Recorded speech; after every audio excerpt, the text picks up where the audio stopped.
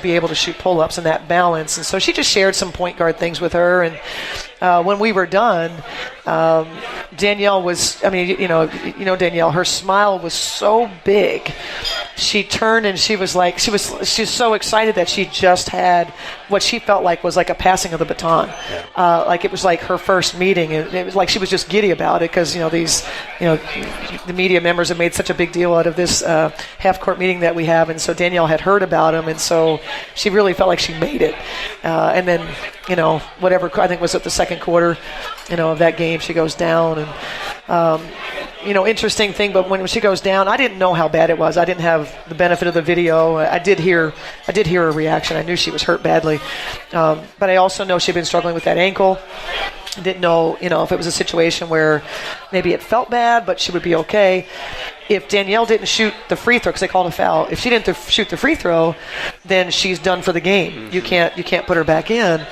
And so, for whatever reason, my mind goes to, can she shoot the free throw, just in case, Right. So I go, we're in a timeout, because of the injury timeout, and I go and I sit next to Danielle and Chuck, our trainer, and I said, look, do you think you're going to be out? Do you think this is it? And Danielle looked at me and she said, I don't know. And so I said to Chuck, I said, should she shoot the free throw? And he goes, yeah, maybe let's have her shoot the free throw. And so you guys, you know that Danielle goes out there. That free throw that she made is her 2,000th point in her career.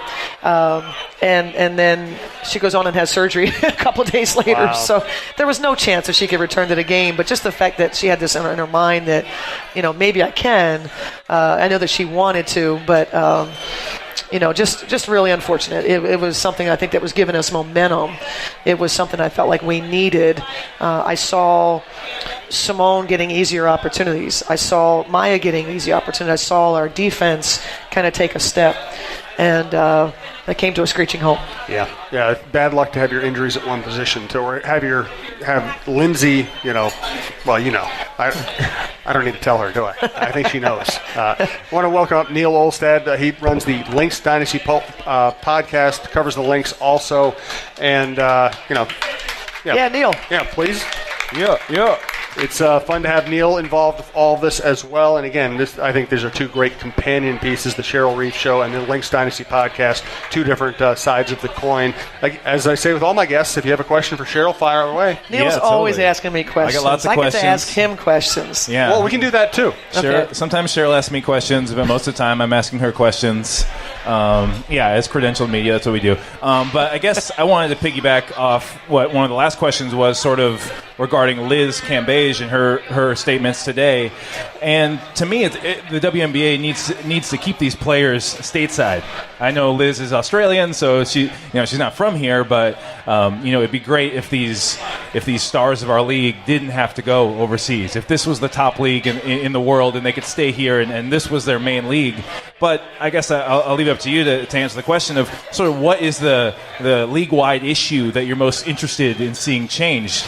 Is it this simple of giving salaries to these players so they don't have to go to China and Turkey and all in Russia and all over the world to make the money that they deserve, or is it something else? So what do you kind of see as a league-wide issue of something that you'd like to see change in the next couple of years to improve the league?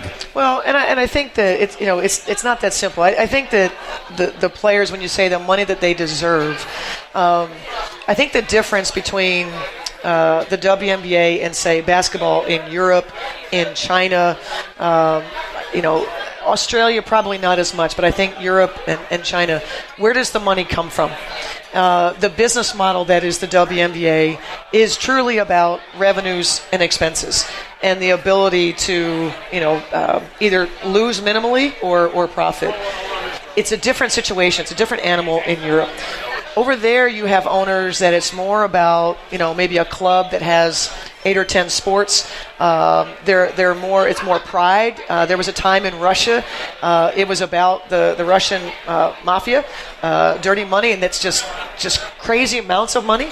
And so it's not like you go to the games and you see, 10,000 people and you don't see sponsorships, like crazy. It's not like you're looking at their books and saying, wow, look at all this revenue coming in. No, their expenses are really high.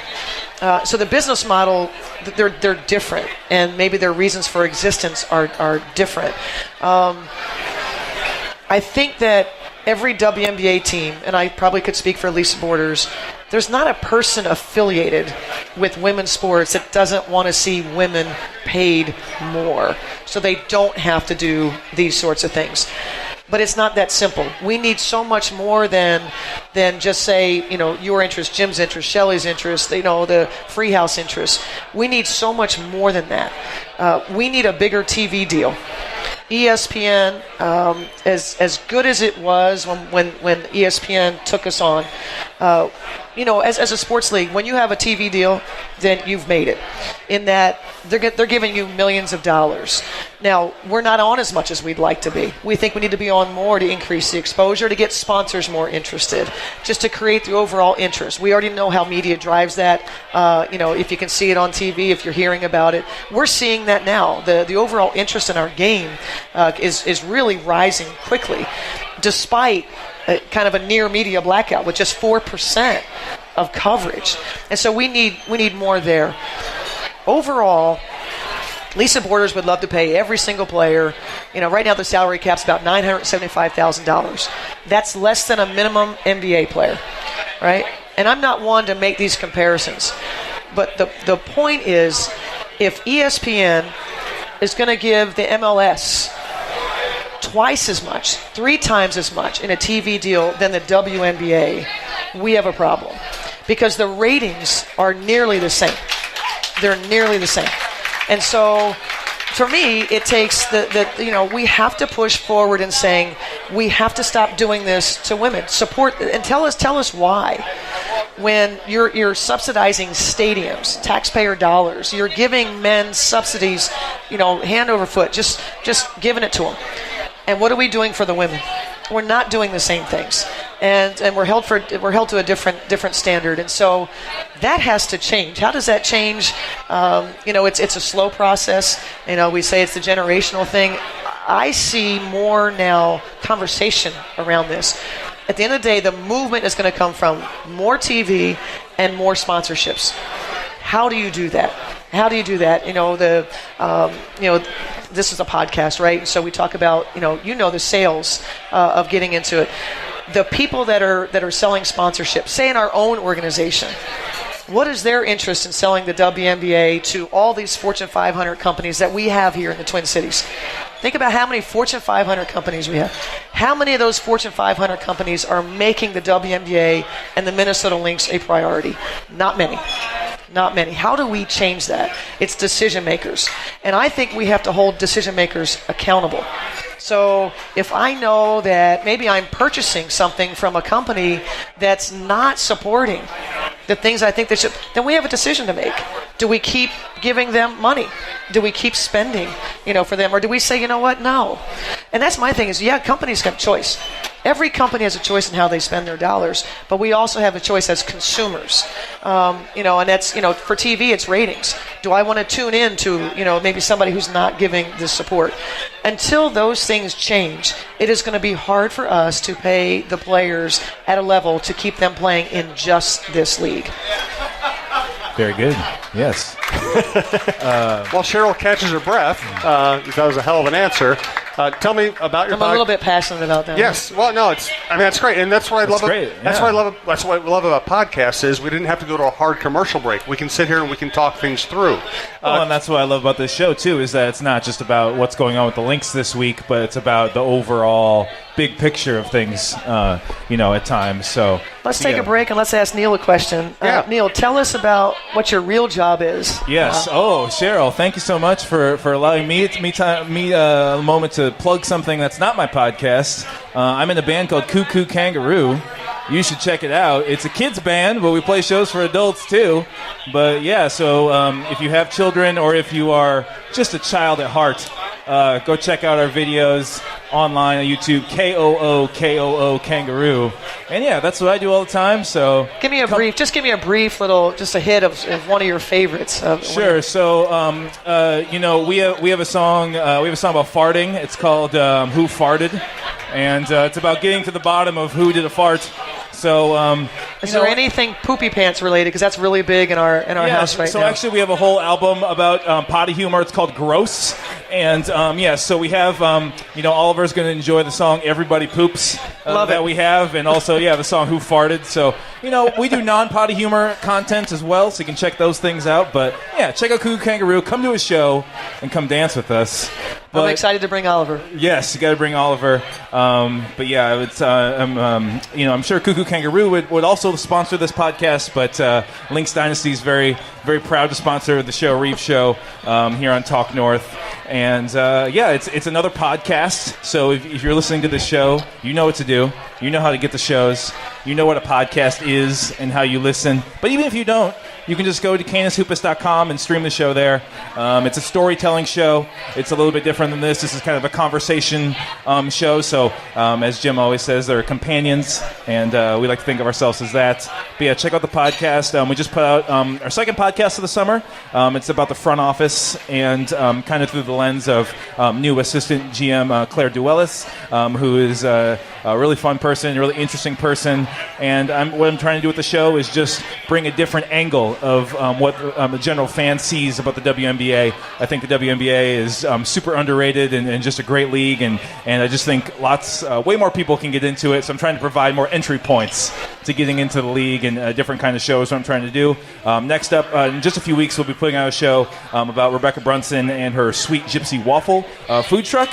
Once again, it's not just about what happened in Lynx this week. It's about sort of bigger topics and other things off the court. So that's what I'm trying to do, just provide an alternative to, just the typical kind of sports journalism of what happened with the team. And there's so much more going on with the team, with the players, with everybody behind the scenes. And the fan base is so passionate and ravenous, and I just want to try and bring something to them that's a little bit different. So, it kind of takes me to, I'm always curious, and I might have asked you this a couple years ago when we first met, and your interest and your passion in the WNBA. It's a little bit more rare, for someone like yourself that I think kind of came over from the NBA side, right, with this group of Canis Hoopus guys. Yeah. And so what was it about either the Lynx or the WNBA that kind of got this interest, and now this is one of your new passions? Totally. So for me, I just identify as a hoops junkie. I just love basketball almost of all sorts. So for me, living in Minnesota, the Timberwolves, following them since I grew up, and then the Lynx rising to prominence in 2010, 2011, around that time, and just sort of catching my imagination with that. So I just love basketball of all types, and especially extremely successful basketball like the Minnesota Lynx. So for me, I think one of the big markets that is sort of missing from WNBA fandom is just people who love basketball in general. They write off the women's game mostly because it's women, obviously. Exactly we right. get that, hey, it's women, so I'm not going to watch that. But also more because it's not in the cultural zeitgeist like the NBA is, right? It's so popular and it's everywhere. And obviously, we've had conversations about that. Check out Lynx Dynasty episode 2, featuring Cheryl, and our talks about where the league can go and how to get more people. But for me, I just feel like I know so many people who are like myself, who maybe aren't quite the league's main demographic. I'm a straight white male, who's 30. I'll be 32. So, but in that range, and it is very different. But for me, I don't see why people don't pay attention to the league quite as much if you just love the game.